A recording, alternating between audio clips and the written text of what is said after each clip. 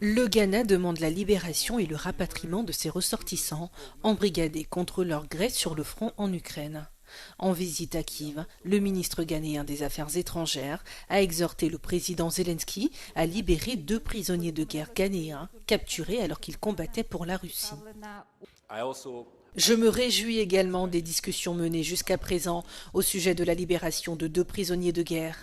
Je voudrais profiter de cette occasion pour assurer au peuple ukrainien que les Africains qui se sont retrouvés ici dans cette guerre ne sont pas sanctionnés par les gouvernements africains, ils ne sont pas sanctionnés par le gouvernement du Ghana. Je peux affirmer au nom du président John Dramani Mahama et du gouvernement ghanéen qu'il s'agit de victimes de réseaux criminels qui ont été attirées par le dark web et beaucoup d'entre elles nous ont dit qu'on leur avait proposé un emploi.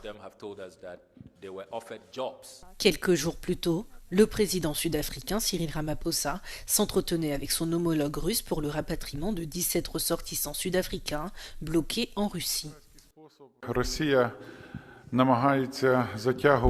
La Russie tente d'entraîner les citoyens et les résidents africains dans la mort et la guerre.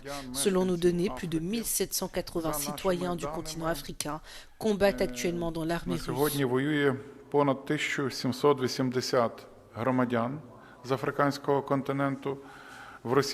Il s'agit de mercenaires. Beaucoup d'entre eux meurent ou sont déjà morts. Nous en avons déjà capturé un certain nombre. Au total, selon nos données, des ressortissants de 36 pays africains participent aux hostilités aux côtés de la Russie.